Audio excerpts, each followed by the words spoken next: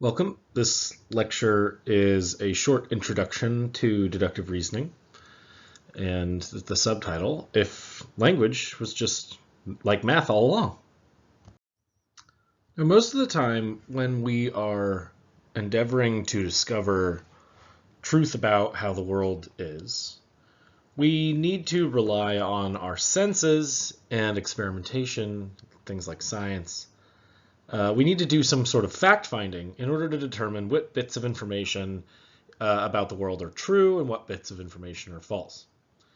And these bits of information can act as premises or evidence for other bits of information, for things that we want to have as conclusions to our arguments, right? So sometimes we go out into the world, we find out certain things, and we use those things to support certain claims that we want to argue for. And without knowing sort of the truth initially of these premises, these initial bits of information, we'd never really get to show that other claims, like our conclusions, are sound or probable or anything like that. So it is true that oftentimes we really do need to go out into the world to find anything out. And yet, sometimes we can find out whether or not an argument is a bad one or defective in some way without having to go out into the world and find out any of the real facts. Sometimes all we have to actually do is come to know about the logic of a particular argument, how the logic of an argument works. Sometimes merely by knowing how the logic of certain arguments work, we can know that the premises of the argument don't actually support their conclusion. It's kind of like, there's kind of a math analogy here. In order to know how many pieces of fruit you have, you need to go out into the world and check, right? You need to look. You need to see oh, okay, I have 2 oranges and I have 3 apples. Great. I have 5 pieces of fruit. But think about it this way. Imagine abstracting away from the fact that you have fruit. Suppose you're just wondering how many things you have. It doesn't matter what kind of things they are. Well, when we abstract away from the fruit being fruit, you've got, 2 things and 3 things. And we know what 2 plus 3 equals. We know that if someone said that, oh, you have 6 things, that they would be wrong, right? Whether or not they're thinking in terms of fruit or anything else. And knowing about the validity of logic is sort of like that. It's knowing about the sort of abstract character of argumentation, in the same way that knowing that 2 plus 3 equals 5 doesn't have anything to do with thinking about it in terms of whether or not you have 2 oranges and 3 apples or not, right? You're able to do the math even without thinking about what the 2 and the 3 actually stand for in the real world. Now, deductive arguments aim at being valid, right? Validity is what we've talked about a little bit already, when the premises guarantee the conclusion, right? Assuming that the premises are true. And now there's a number of specific ways for this to happen, depending solely on the logical relationship that holds between the premises and the conclusion. Most logical relationships between the premises and the conclusion depend on specific words that connect sentences. And that's what we're going to talk about here. So, for example, the word and. The word and has a very simple logic. When you take any 2 sentences, if you put the word and between them, the resulting sentence is only going to be true if both of the sentences are true, right? So if we take the sentence Felix is a cat and the sentence Joey is a dog, and we put the word and between them, then the sentence Felix is a cat and Joey is a dog is true only in cases where both of the simple sentences are true, right? So if Felix is a cat is true and Joey is a dog is true, then the sentence, the conjoined sentence with the and in between it, is also true. However, if either of the other sentences is false, then the conjoined sentence is also false. And now this is obviously sort of straightforward, but this is just to try out the logic of and. This logical feature is called conjunction. And now we can basically make this extremely simple argument, right? If we know that premise 1 is true, Joey is a dog and Felix is a cat, then we can conclude that Joey is a dog, right? This is very simple, very obvious, and valid argument. Remember, validity is such that if the premises are true, then the conclusion must be true. And we can see this, right? Even if the premises aren't true, suppose Felix isn't a cat because Felix is a person or something, right? Then premise 1 wouldn't be true. So in that case, we wouldn't necessarily be able to conclude the conclusion. However, if premise 1 were true, the conclusion would still follow, and that makes this a valid argument. Again, just to hit this home, we know that if the premise is true, then both of the simple sentences must be true, right? Joey is a dog and Felix is a cat. So if we assume that premise 1 is true, then we know both of the simple sentences are true because we know that the way that the logic of the word and works. And because we know that, then we know that the conclusion itself must be true, and that is ultimately the nature of validity. If the premises are true, then the conclusion must also be true. Now we can take a step further into some of the material that we're going to be talking about next week. Formalization is a process by which we can take sentences and abstract from the content of the sentences, sort of in the same way that we did with math, right? And let's stick to the simple case of conjunction just as an example. So just like the mathematical statement, 2 plus 3 equals 5, can apply to all sorts of objects. We can kind of do the same thing with language, right? Now imagine, right? So 2 plus 3 equals 5 is abstracted away from whatever you're talking about. We could have 2 oranges and 3 apples. We could have 2 cats and 3 dogs. We could have, 2 houses and 3 cars. Like, it doesn't matter what the 2 and the 3 stand for. We know that the 2 plus the 3 equals 5, right? Now we can do the same thing with language. We just have to abstract away from the specifics, the meanings, what's going on, the content of each of the sentences, the simple sentences particularly, that we're interested in. So take any simple sentence. A simple sentence is a sentence with a basic sort of object predicate structure, where you've just got some object has some property, right? So examples are things like Joey is a dog, Felix is a cat, Joe Biden is president, Donald Trump is not president, things like that, right? So simple, straightforward sentences. And we can just represent them using letters, let's say, instead of numbers, right? So the letter A means, stands for the sentence Joey is a dog. The letter B stands for the sentence Felix is a cat. The letter C stands for the sentence Joe Biden is president. Each of these sentences can be symbolized in this way. Now, sticking with this symbolization, this what we might call a scheme of formalization, where we are abstracting away from the nature of the sentences and just thinking about, these symbols now. Well, we've got a replication of our premise, our argument from earlier, right? A and B, so A, where A stands for Joey is a dog and B stands for Felix is a cat. Now here we have just a formalization of the argument that we had. And taking this all a step further, we can also symbolize the word and. We'll use the ampersand here to symbolize the word and. And now we have an even simpler argument, right? A and B, so A. Simpler in the sense that we don't have any English words in premise 1. We could get rid of the so in the conclusion. And so now basically the thought is supposed to be like, hey, we've taken language, we've taken an argument in English, and we've formalized it. We've made it abstract in the same way that you might with a mathematical statement, right? Suppose you have 3 oranges and 2 apples, and you're looking for how many pieces of fruit you have. Well, okay, 3 plus 2 equals 5. But now you can abstract from that, right? You can say, oh, okay, we've got 2 over here and 3 over here, and 2 plus 3 equals 5. Doesn't matter what they are. Same thing here. right? We've got two different sentences conjoined by conjunction and now we've abstracted away from them in a sense, right? We've associated the sentences with letters and just swapped in the letters for the sentences. Again, here, let me just continue to reiterate the notion of validity. This argument is valid because it's not possible for the premise to be true without the conclusion also being true. Even if we changed the sentences to false ones, right?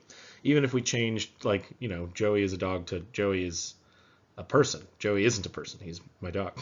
In that case, A and B would be false. So this argument wouldn't be sound, but the argument could still be valid. Why? Because if the premise was true, assuming it's true, then the conclusion would follow, right?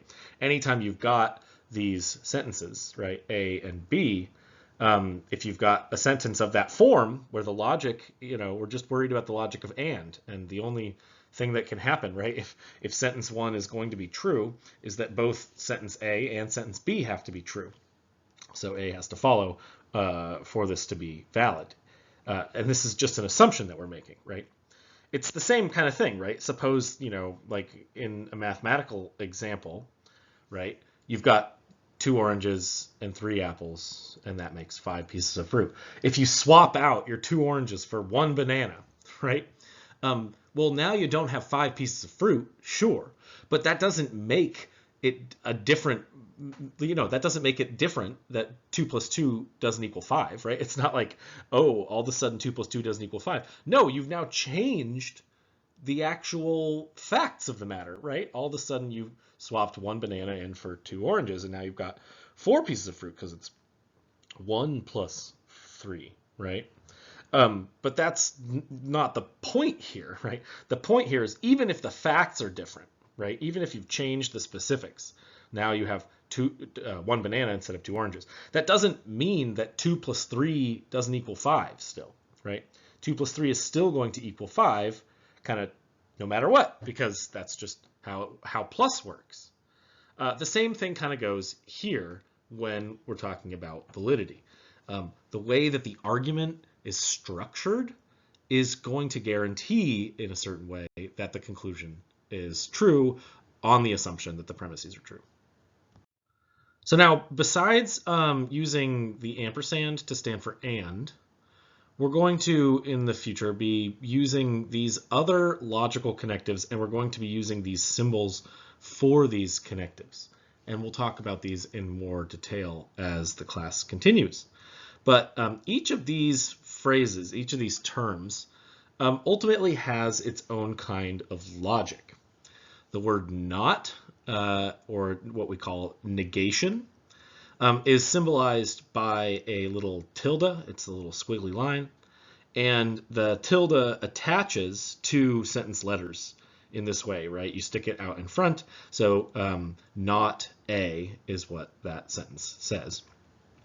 And or conjunction, right? We symbolize using the ampersand, and we put the ampersand in between 2 different sentences, right? A and B. The sentence or the word or is also logically important, and we symbolize that using V. A or B is the way that you say that symbolized statement.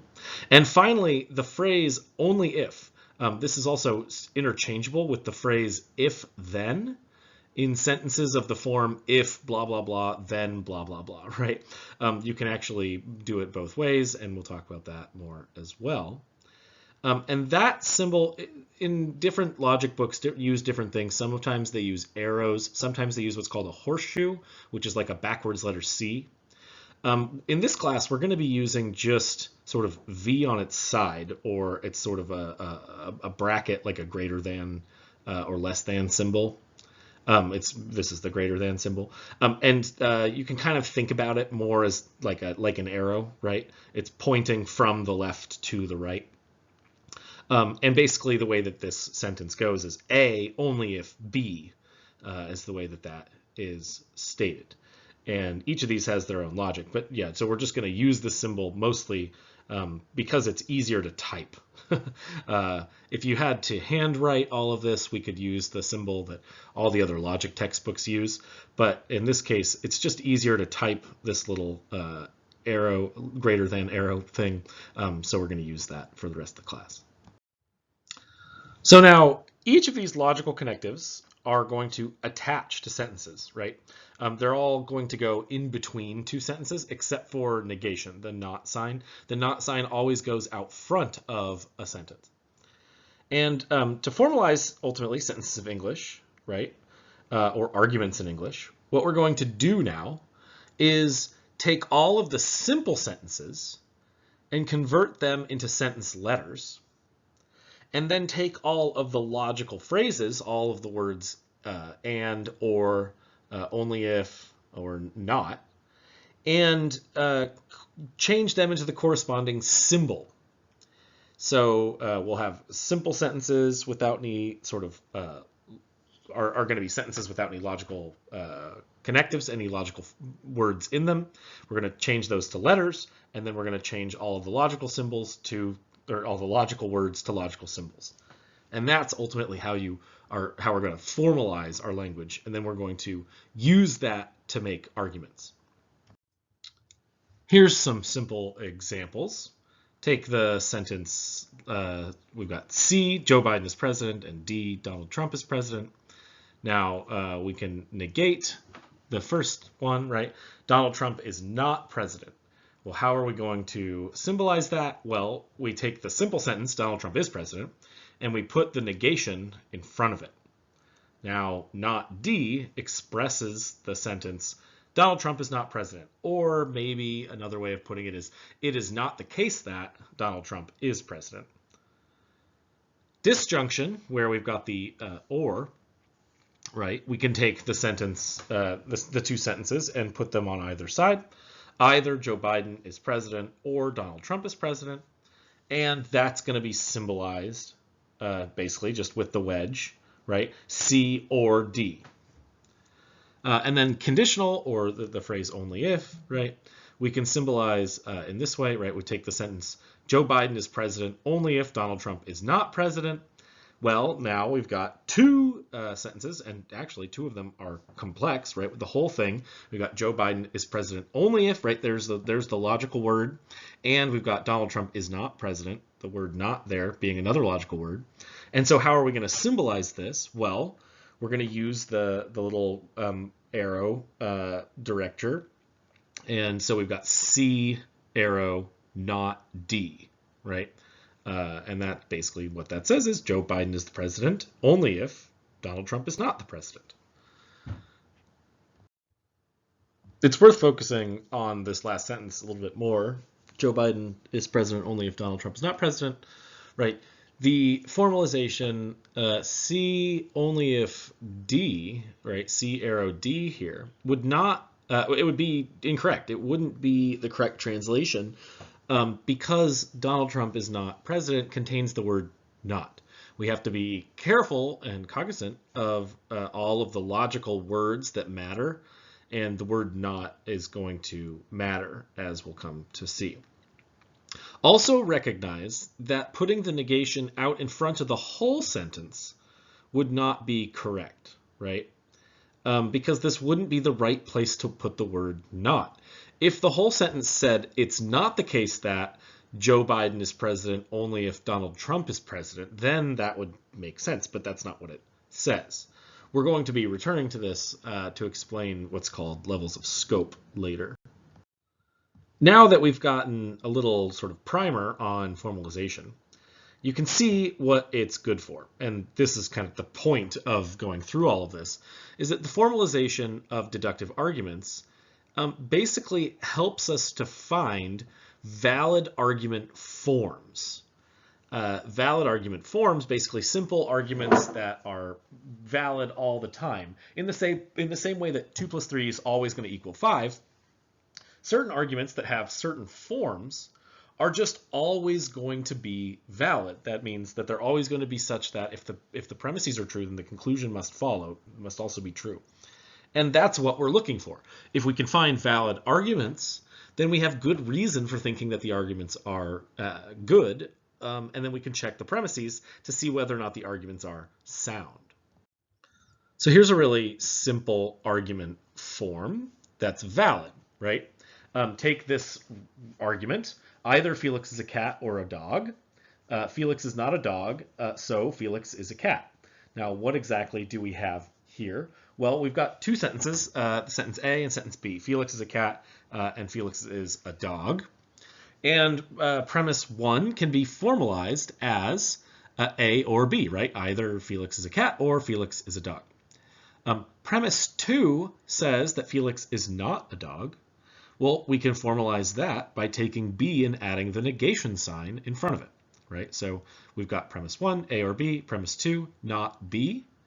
And by the way that the logic of or and negation works when they're kind of combined in this way in an argument, well, we know that if premise 1 is true and premise 2 is true, right? So we know it's true that either Felix is a cat or a dog, and we know it's true that Felix is not a dog. Well, then it's just going to follow, because we know that premise 1 is true here, and we know so either one of the disjuncts, right, either A or B has got to be true, because that's the only way that a statement of the form A or B could possibly be true.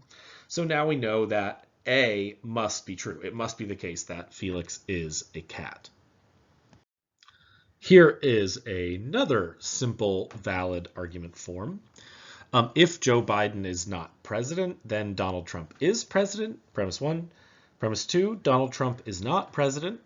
Conclusion, so Joe Biden is president.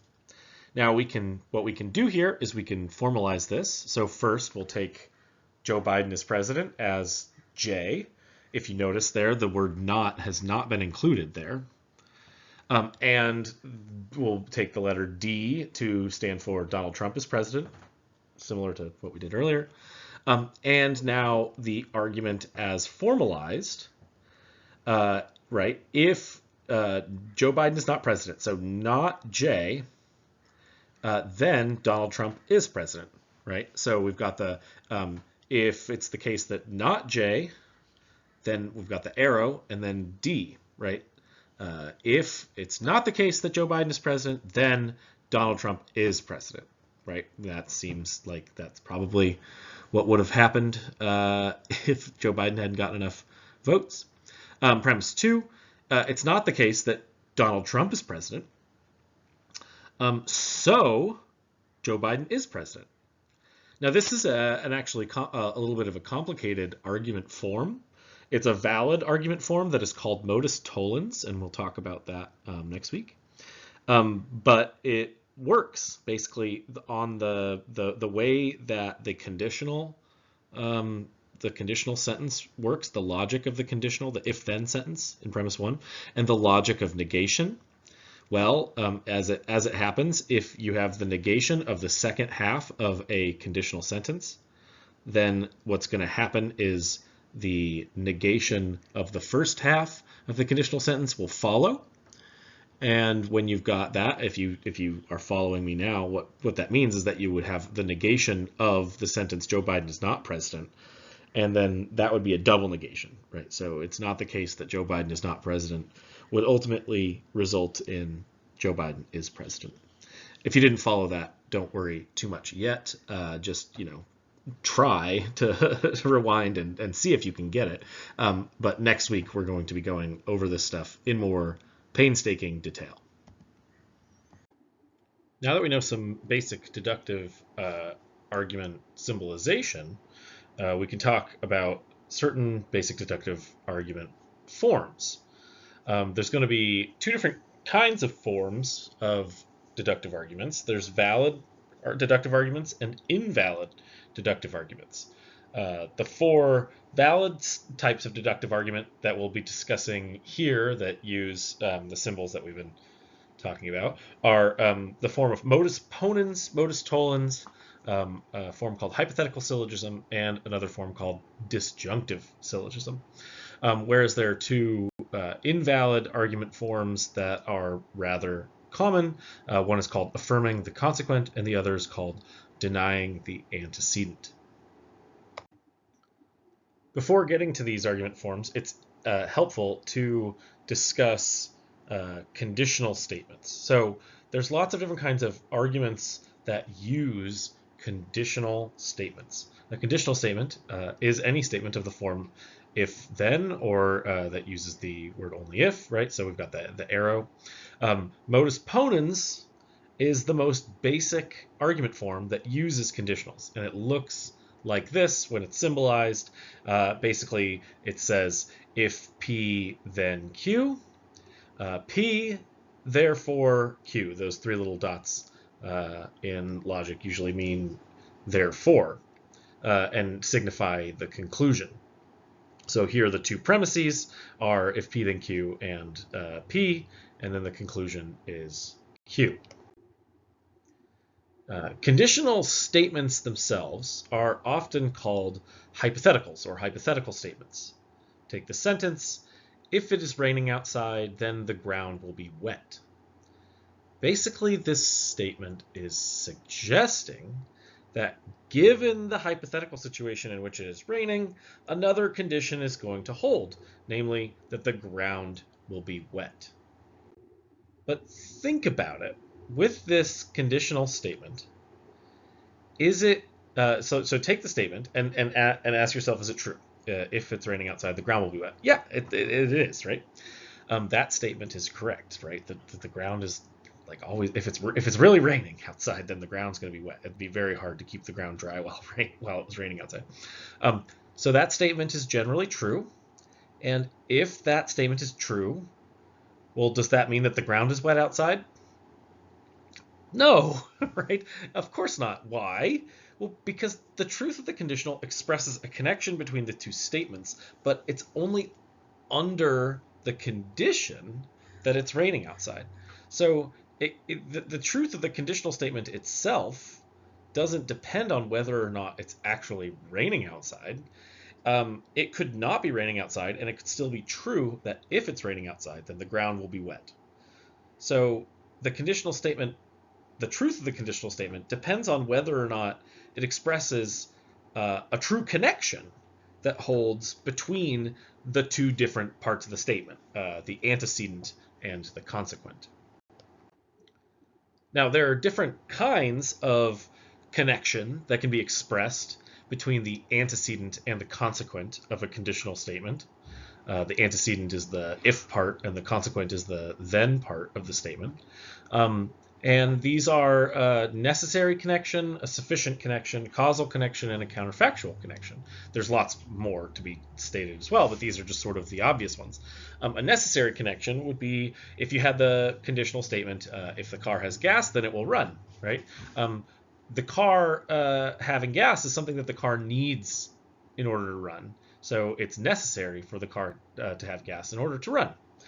Sufficient connection basically tells you when something is enough for something else to be the case, right? So if the drink is steaming, then it must be hot. The drink's steaming, steam coming off the drink, is enough for it to be true that the drink is hot. Causal connection, this happens a lot when we use conditionals. We say that something like, if he hits the ball, then it's going out of the park, right? If I drop the vase, then it will shatter, right? There's a causal connection between the antecedent, the first part, and the consequent, the second part. And then counterfactual connection. These ones are interesting because they they claim a connection between things that never that didn't actually happen, right? Counter to fact. So like, if Hitler had not been born, then World War II would never have happened. That may be true, but Hitler was born and World War II did happen. So what exactly could this be suggesting? Well, it's claiming that there's a connection, a counterfactual connection between that antecedent, the first part, the if Hitler had not been born, and the consequent, the second part, the then World War II would have never happened.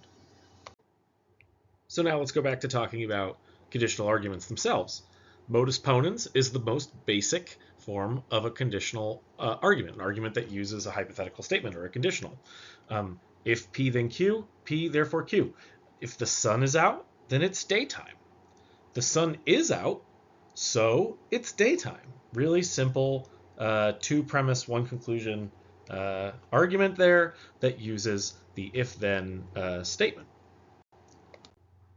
Another example that maybe is a little more in line with some of the things that we were talking about in this class.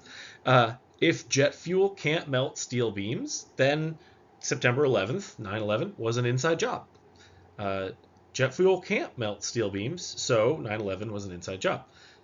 There we've got the same form of argument. It follows the form of modus ponens. There's a conditional statement as one of the premises, then if-then statement, and then the other premise affirms the antecedent. That is, it's just a statement of the first half of the conditional. It says yes to the first half of the conditional, and then the conclusion is the second half of the conditional, right? And that would make sense if the conditional statement itself expresses a condition that holds between the first and second half of the statement of the conditional. Then if it's true that the first half holds on the hypothetical that the conditional is true, then the second half has got to hold as well. That's what modus ponens states. And modus ponens is a valid argument form. Remember, validity, when it comes to these deductive style arguments, is basically the guarantee that if the premises are true, then the conclusion has to be true. The premises, on the assumption that the premises are true, the conclusion simply follows. There's no ifs, ands, or buts about it. There's no ways around that. The conclusion just follows directly from the supposed truth of the premises. That doesn't mean that the premises are true, but it follows from the supposed truth of the premises, right? In this case, both of the premises could be questioned, right? Especially in a conspiracy theory. Maybe it's that, maybe jet fuel can melt steel beams when you've got sufficient other stuff involved, right? Or maybe it's not true. The conditional isn't true, right? Maybe it's just because jet fuel can't melt steel beams, maybe the connection between that and whether or not 9/11 is an inside job, that's a tenuous connection. So maybe the conditional statement itself is false. That doesn't mean that this is a bad argument along those lines. It's a valid argument, but it might not be a sound argument. You might think about it like this. You take a modus ponens style argument, and you assume that the premises are true.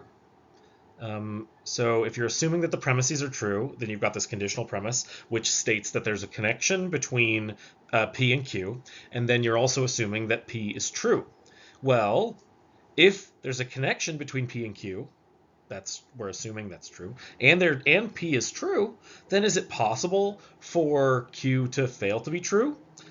No, right? We're saying P is true, and we're saying that P in some way is connected to Q. It leads to Q in some specific way, and that's how the argument is supposed to go. That's why the argument is valid.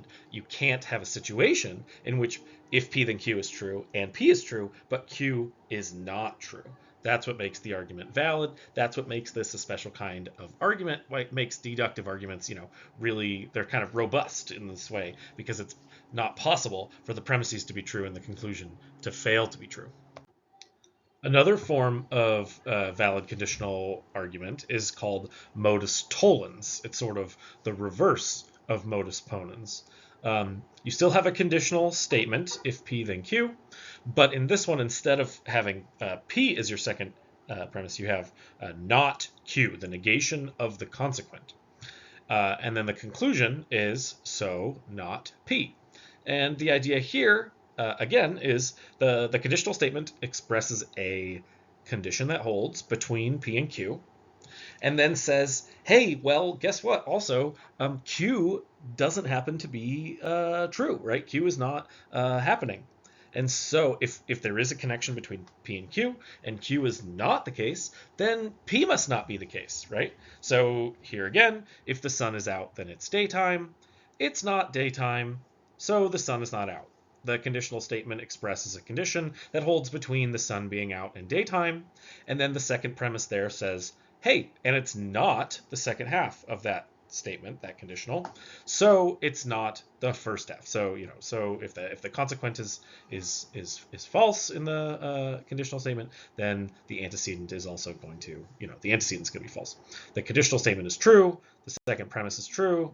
So that means that the antecedent of the conditional statement is not the case. This again is another valid argument form. Try to imagine a situation in which the conditional statement was true and the second premise, the it's not daytime statement, is true, but in which the sun is out.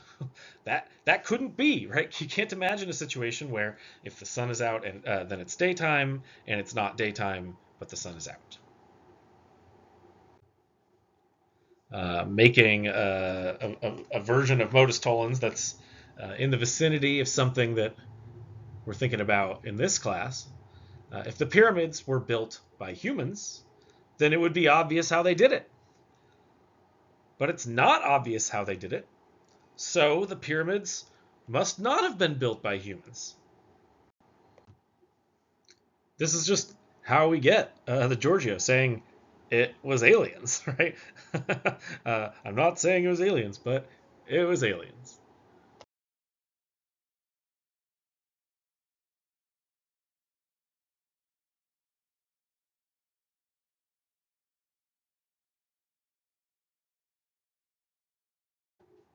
Looking at this argument, just sort of to jump ahead a little bit and give you a primer for what's to come. If the pyramids were built by humans, it would be obvious how they did it. It's not obvious how they did it, so the pyramids were not built by humans. Even if premise 2 is true here, right? If it's not obvious how humans built the pyramids, we don't have to buy this argument. We can deny premise 1 by denying the connection between the antecedent and the consequent of the conditional.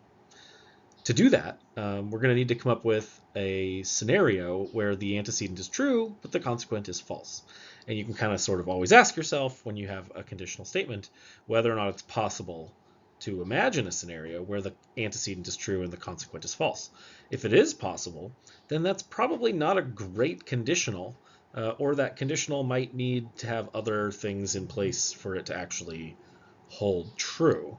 In this kind of case, right, it seems pretty easy to imagine a situation where the pyramids were built by humans, but we don't really know how they did it because it was such a long time ago, and we may have lost the records or the tools or anything of that sort. Now, there are a couple more valid argument forms, deductive argument forms, but before we get to those, it's more helpful, I think, to think about the invalid deductive argument forms because they mirror modus ponens and modus tollens. So the first of these is called affirming the consequent. Affirming the consequent looks like this: if P then Q, Q therefore P. Of course, at this point, just to sort of reiterate, the P's and the Q's here are just stand-ins for sentences. I could be using any letters here as long as I was consistent. Now, affirming the consequent here, what I've done is I've affirmed Q, right? So the second premise here is just Q, and then the conclusion says that P thereby follows. This mirrors modus ponens because modus ponens affirms the antecedent. Modus ponens would affirm the P part and then say that Q would follow. This invalid deductive argument form affirms the wrong part of the conditional. And you'll be able to see really quickly why this kind of argument is sometimes very seductive. So take this example. If the sun is out, it is daytime. It is daytime, so the sun is out. Well, that almost sounds right. It feels like the kind of thing that people might say, all the time. But this is actually a problematic argument form. In the first place, at the very least, with respect to this particular instance, just because it's daytime doesn't mean that the sun's out, right? It could be a cloudy day. The argument is incorrect, but it's a little tricky to see how and why. if it's cloudy and the sun is out, well, I mean, clearly when the sun's out, it's daytime. But it's being daytime means that maybe, yes, that the sun is up, but not necessarily that the sun is out. In this context, the idea here is to say that there's some possibility that's in the offing, that's available to us, in which we can say that it's true that that if the sun is out, then it's daytime, and that it's true that it is daytime, but that it's not true that the sun is out. Here's what might be an easier example to grasp. If Felix is a cat, then Felix is a mammal. Conditional statement. Felix is a mammal, therefore Felix is a cat. This argument form affirms the consequent. It basically, the second premise claims the second half of the conditional statement, and then says that thereby the conclusion, the first half of the conditional statement, is true. This is incorrect, and you can hopefully start to see why here. Felix being a cat, requires that Felix is a mammal, but Felix being a mammal doesn't require that Felix is a cat. This is a bad argument. It is invalid as an argument. Now, we can assume, or we can think, that the premises here are true. Even the conclusion is true. We can say that if Felix is a cat is true, if Felix is a cat, then Felix is a mammal is true. We can say Felix is a mammal, that's true. And we can say Felix is a cat, that's true. That doesn't mean this argument is good. There are different ways for arguments to be good. One way is for the premises to support the conclusion in the right kind of way. And this argument fails in that way. It is an invalid argument, and so it is bad. The idea here is that the argument fails to preserve truth from the premises to the conclusion in a way that supports the conclusion. You can check this by thinking about situations in which it's possible for the premises to all be true and the conclusion to be false. Like I said, you can imagine a situation in which Felix is a mammal. And you can take it for granted that if Felix is a cat, that Felix is a mammal. But imagine a scenario in which Felix is a dog. Well, on that view, on that possibility, it's both true that Felix is a mammal, and it's true that if Felix is a cat, then Felix is a mammal, but it's not true that Felix is a cat. The other invalid deductive argument form is called denying the antecedent. In denying the antecedent, the argument goes, if P then Q, not P, therefore not Q. Again, another invalid form of argument. As you can see in the example, if Felix is a cat, then Felix is a mammal. Felix is not a cat, so Felix is not a mammal. This is problematic. The argument mirrors modus tollens, but denies the antecedent rather than the consequent.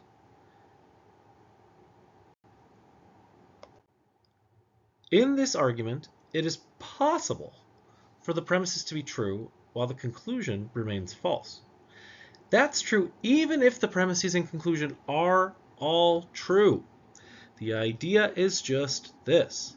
We can imagine a scenario in which the premises are true and the conclusion is false. For example, Felix being a dog, right? In the case in which Felix is a dog, again, if Felix is a cat, then Felix is a mammal. That would be true. Felix is not a cat. True, Felix is a dog, right? So Felix is not a mammal. No, Felix is a dog. Felix is a mammal in this case. So now with respect to at least these four different kinds of argument you can hopefully recognize, stick with the valid arguments. We've got modus ponens, modus tollens, and avoid the invalid arguments, whatever you do, affirming the consequent and denying the antecedent. If you stick with these, they're not going to let you down.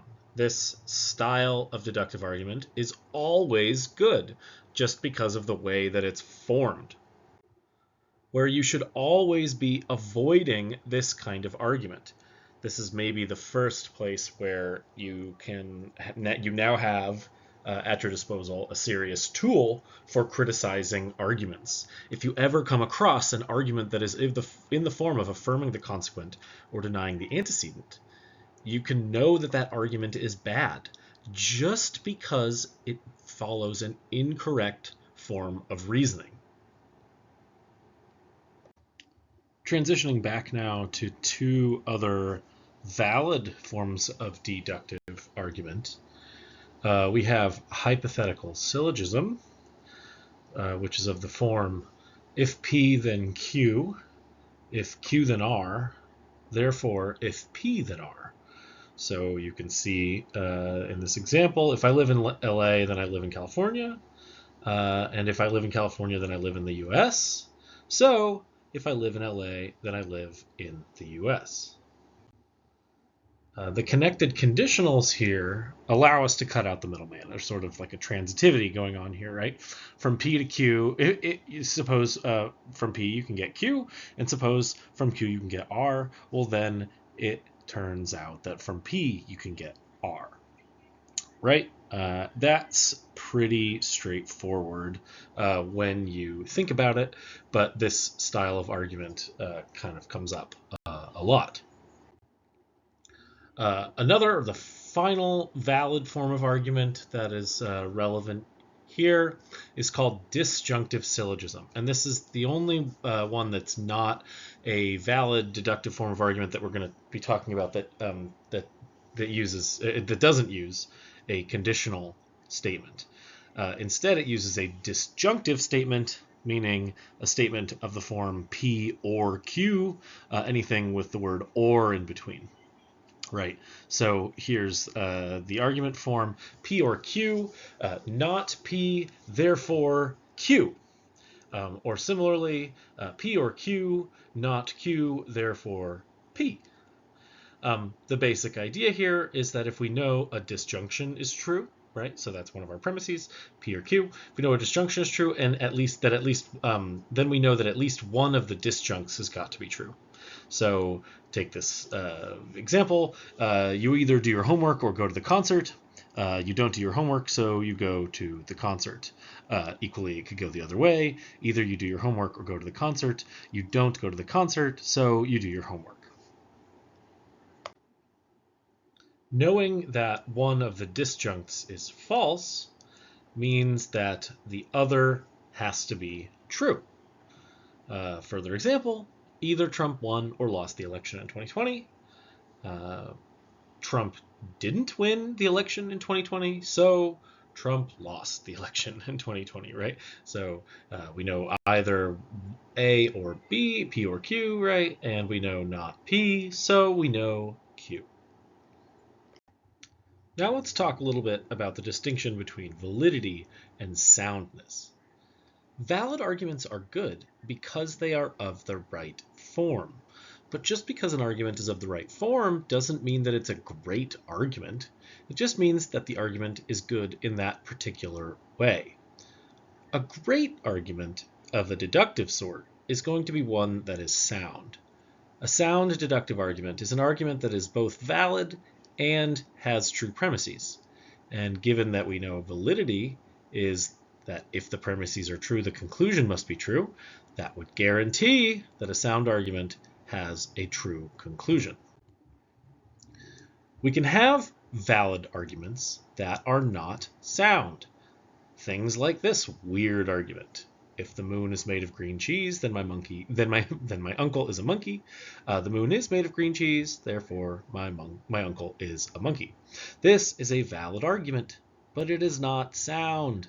It's not sound because the premises are wackadoodle, right? There's no connection between the moon being made of green cheese and my uncle being a monkey. That's a false conditional statement. And it's false that the moon is made of green cheese. So while this argument might be of the correct or valid form of modus ponens, it is not of the correct or it's not a great argument because it's not sound. It doesn't have true premises. Another version of something like this, along the lines of our conspiracy theories, you end up quite oftentimes in this kind of case with this sort of argument. Suppose, so if JFK was shot by one gunman, then the magic bullet theory has to be correct. For anyone that doesn't know, there's this theory that says JFK was shot by only one person, but then in order for that to be correct, it seems like the bullet had to pass through JFK and then do some pretty fancy trajectory change in order to hit the person that was in front of him. Premise 2, the magic bullet theory cannot be correct. Conclusion, so JFK was not shot by one gunman. This, again, is also a valid argument. It's valid because it is of the form of modus tollens, but I don't think it's going to be sound.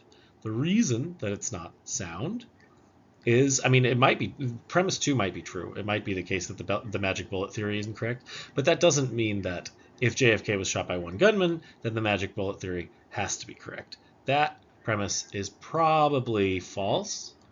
And the reason is because there's lots of other possibilities in the offing where it's true that JFK could have been shot by one gunman and the magic bullet theory not be correct. In this kind of situation, the wool is being pulled over your eyes in a sense, right? Because conditional statements can be sometimes confusing, but they often are not able to rule out all of the valid, or not valid, but all of the possible alternatives that are relevant in these cases. And so you end up with arguments that look good because they're valid, they're of the right form, but not necessarily sound because the premises are not necessarily true. And so you end up arguing against this kind of conspiracy theory argument by taking issue with one of the premises and offering plausible possibilities or things that are more likely to have happened on the other hand, making that premise false. In conclusion, I want to give you just a little mental exercise. Try to think up a valid argument that is relevant to a conspiracy theory of your choice. Come up with a conditional sentence that makes a connection between the antecedent and the consequent, and then either affirm the antecedent or deny the consequent, running a modus ponens or a modus tollens style argument on the conditional. Make the conditional something that is relevant to the sort of main point of the conspiracy theory, and you might be able to use it in your written assignments.